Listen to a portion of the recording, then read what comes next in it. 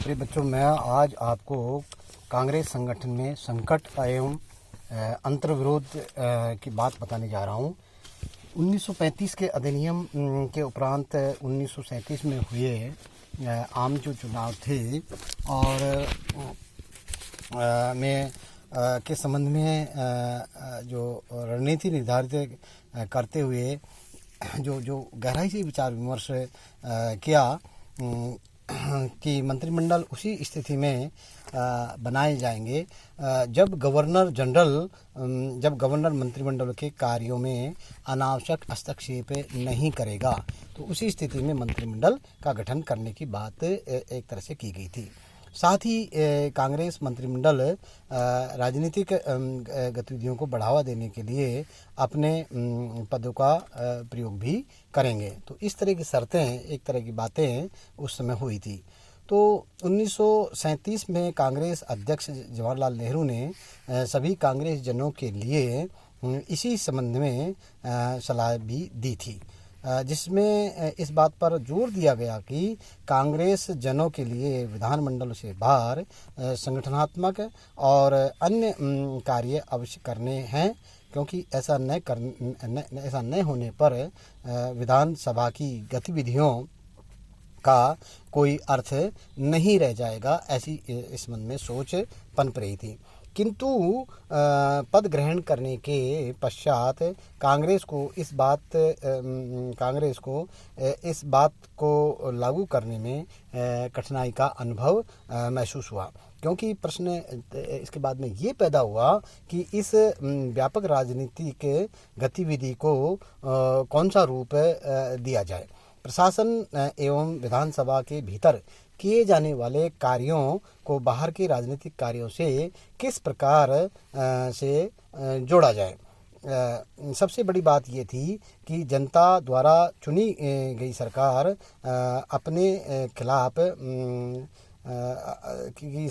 अपने खिलाफ विरोध और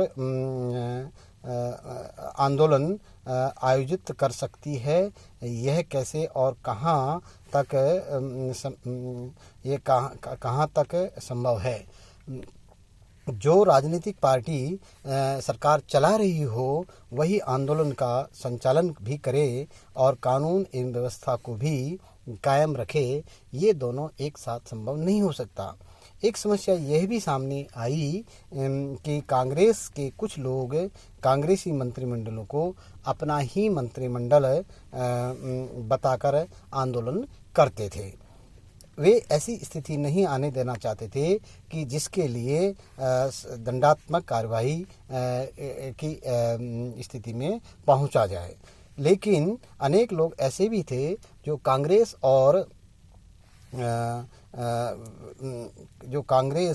और मंत्रिमंडल में सम्मिलित कांग्रेस जनों को वैमनस्य की दृष्टि से भी देखते थे। चाहे जनता के साथ विश्वासघात करने का भंडाफोड़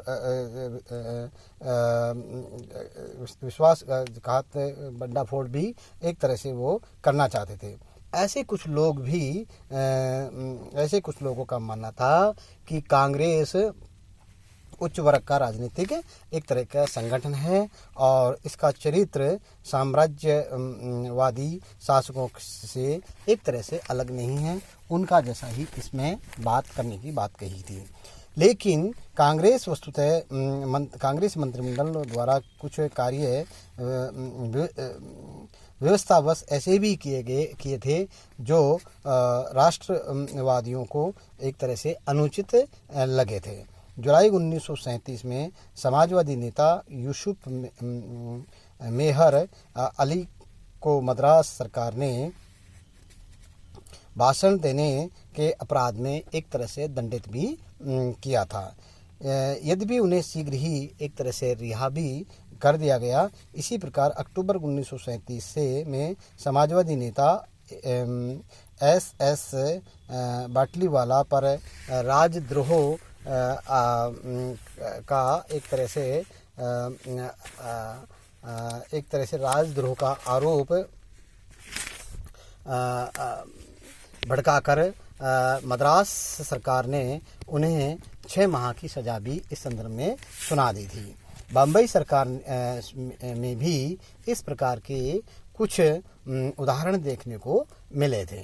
राजगोपालाचारी ने मद्रास में के एम मुंशी ने और बम्बई में राजनीतिक दमन के लिए राज सत्ता का पूर्ण रूप से एक तरह से उपयोग भी किया था।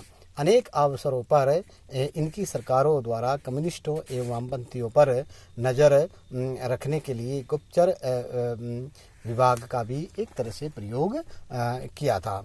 इन घटनाओं के कारण कांग्रेस के भीतर पंडित जवाहरलाल नेहरू एवं अन्य समाजवादी अत्यंत दुखी थे, क्षुब्ध थे। वो कहते थे कि कांग्रेस कार्य समिति की बैठक में इस संबंध में नेहरू जी की राजगोपालाचारी के साथ एक तरह से तीखी बहस भी हुई थी। लेकिन गांधी जी एवं नेहरू के प्रयासों के कारण इन प्रांतों में नागरिक स्वतंत्रता को एक तरह से विस्तारित अवश्य कर दिया गया था, जो कि एक सकारात्मक बात थी। मंत्रिमंडलों के व्यवहार से व्यक्तिगत रूप से प्रसन्न नहीं थे किया गया। पंडित नेहरू के बारे में यदि हम देखें तो पंडित नेहरू ने स्वयं मद्रास में घूम घूम करके भाषण दिया। यद्यपि वे इन कांग्रेसी मंत्रिमंडलों के व्यवहार से व्यक्तिगत रूप से संतुष्ट प्रतीत नहीं हो रहे थे, लेकिन एक आदर्श संगठन के नेता की हैसियत से जनता के बीच वे यही कहा करते थे कि हम अपने खिलाफ आंदोलन नहीं कर सकते हैं।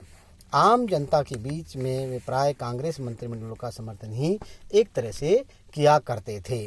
फिर भी वामपंथियों एवं दक्षिणपंथियों के बीच एक तरह से के बीच तनाव सा बना रहा था।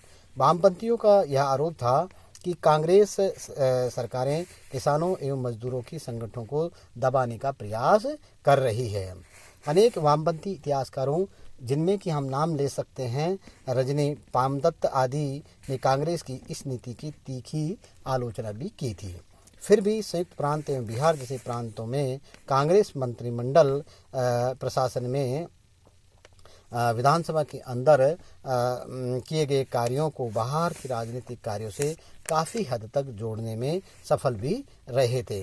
संयुक्त प्रांत में पंडित गोविंद वल्लभ पंत ने कांग्रेस संगठन को सुदृढ़ करने का एक तरह से प्रयास किया।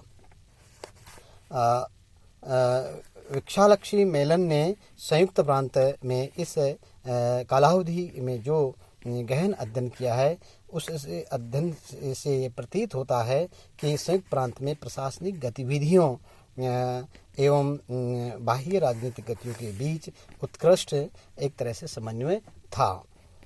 पंत जी के नेतृत्व में बड़े पैमाने पर जनता को संगठित किया गया। अनेक गांवों में कांग्रेस समितियां